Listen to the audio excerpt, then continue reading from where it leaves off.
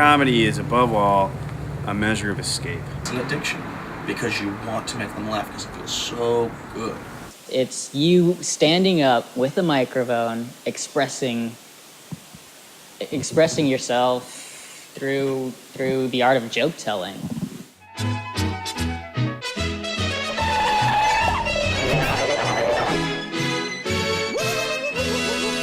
I've always liked to laugh.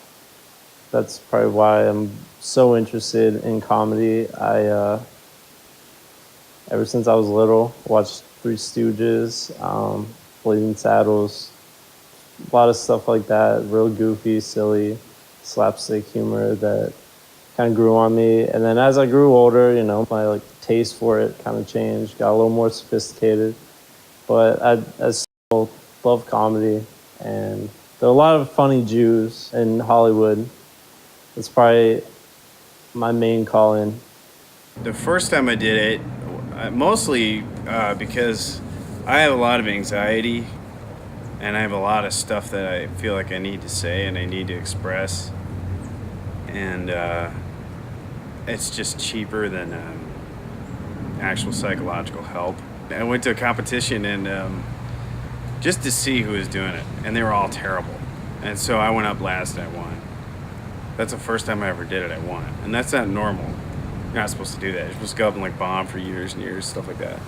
I don't want to admit it, but I saw Dat Phan on Last Comic Standing, Vietnamese American guy just like me. And he did some funny stuff, but I was 11 years old when that was going on.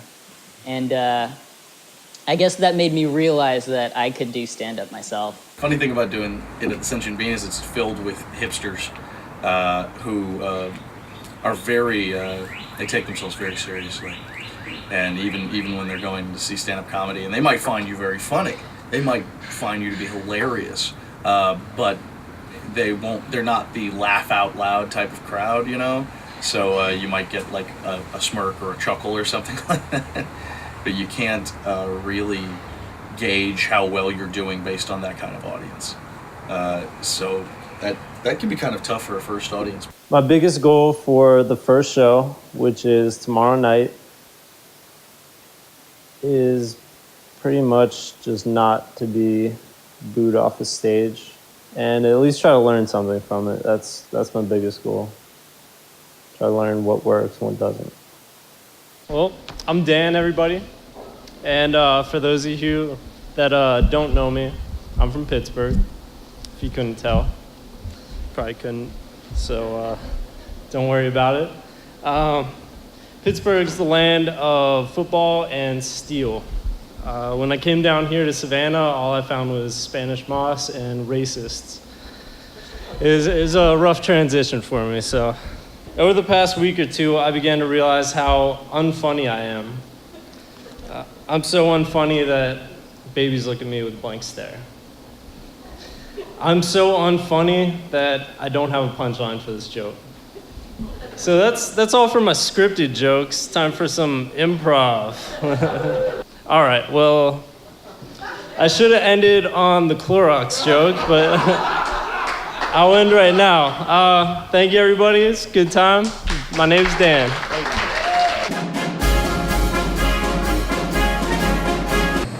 So we're here in Atlanta. We're at the Punchline Comedy Club. I'm gonna do some stand-up for this guy, Jeff Justice, who teaches people to become comedians. Hoping it'll go pretty good. I just heard Jay Leno was up on this stage, so it's a pretty tough act to follow, even if it was 28 years ago. You come out, you don't have to be like a happy guy if you have a really depressed act, you come out like this, or if you're like a really nervous person, you come out different. But let's say the average person gonna come out, you're smiling, you're looking out into the audience. You get up here, and I still haven't even looked at the mic stand yet. It's not like the mic stand's gonna jump out of the way. So your left hand goes on the mic stand, your right hand goes on the mic, on this side of it. Just pull it out like this. This goes right behind you. Notice I don't even have to look behind me, because there's nothing back there. Okay, nice round of applause for Dan Fine! Yeah! Keep looking at him. Okay, that's it. Contact the audience. How's everyone doing tonight?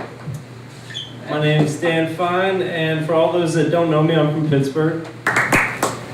Well, the good news is you broke every possible rule you could.